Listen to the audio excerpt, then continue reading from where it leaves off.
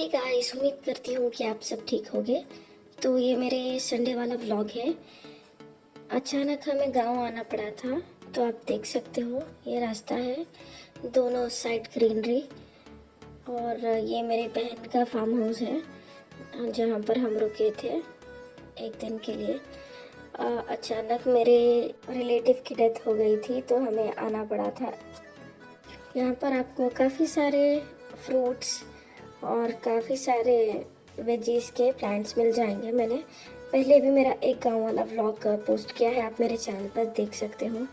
यहाँ पर मैं देख रही थी टच मे नॉट प्लांट था, देख सकते हो टच करते ही वो मुरझा जाता है। विलेज लाइफ काफ़ी अच्छी होती है गाइस, और फ्रेश एयर, हर तरीके के पेड़ देखकर ही इतना सुकून मिलता है दिल को। तो ये अनार का पेड़ था, मैंने बस उसके फ्लावर्स को शूट किया है। और ये पूरे कोकोनट ट्रीज हैं। फिर आपको यहाँ पर चीकू के पेड़ भी नजर आ जाएंगे, काफ़ी सारे हैं।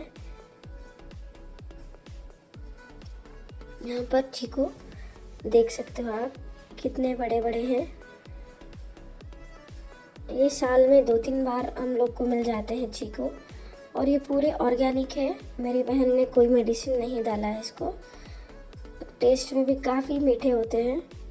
और ये कोई जंगली पेड़ लग रहे थे मुझे, घास की तरह थे, बट देखने बहुत अच्छे लग रहे थे, तो उसकी मैं ऐसे ही फोटोग्राफी कर रही थी। ये सारे चीकू के पेड़ हैं। चीकू के पेड़ के पास आपको मैंगो के भी नज़र आ जाएंगे, लेकिन अब मैंगो का सीज़न नहीं है तो नहीं दिख रहे। बटरफ्लाइज उड़ रहे थे, और यहाँ पर काफ़ी सारे इंसेक्ट्स पेड़ के ऊपर चढ़ रहे थे। ये चीकू के पेड़ पर इतने सारे थे। और ये भी एक फ्लावर्स का पेड़ है घर के नज़दीक, और एक अजवाइन का पेड़ लगाया मेरी बहन ने। मैंने सुना है कि ये लगाने से सांप आस पास नहीं आते हैं।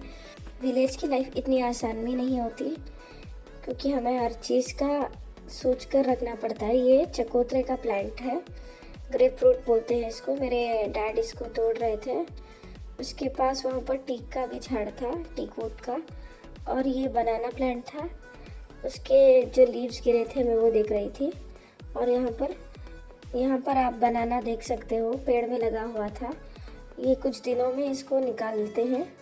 फिर यहाँ पर मेरे किसी कज़िन के घर हम जा रहे थे, उनके घर काफ़ी सारे गोट और एक छोटा सा काऊ था, और यहाँ पर हेंस थे। मैं बस पूरा गांव एक्सप्लोर कर रही थी, और हम लोग यहाँ पर चीकू, आंवला, ये सब कुछ निकालने की कोशिश कर रहे थे, क्योंकि हमें थोड़ी देर में घर की तरफ निकलना था।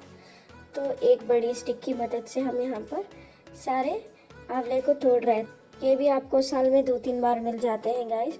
कभी कभार इसकी ग्रोथ ज़्यादा होती है, कभी कभार कम। तो यहाँ पर हम लोग इसको प्लग कर रहे थे।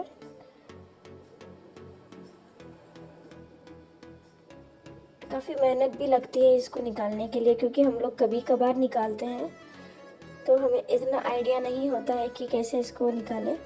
और यहाँ पर एक जंगली प्लांट था, लेकिन मैं और मेरी बहन सोच रहे थे कि ये बीन्स का या मटर का होगा, लेकिन फिर मेरे डैड ने बोला कि ये एक जंगली पेड़ है।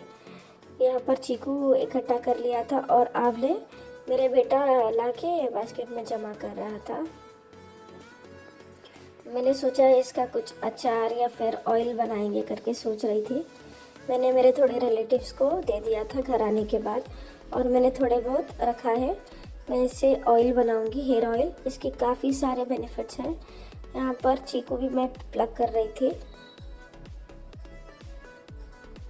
ये भी पता नहीं, कुछ एक जंगली पेड़ था, इसका अलग ही देखने के लिए दिख रहा था गाइस, पता नहीं कौन सा पेड़ है। फिर यहाँ पर मेरे डैड हमारे लिए कोकोनट छील कर दे रहे थे मैनुअल मशीन से।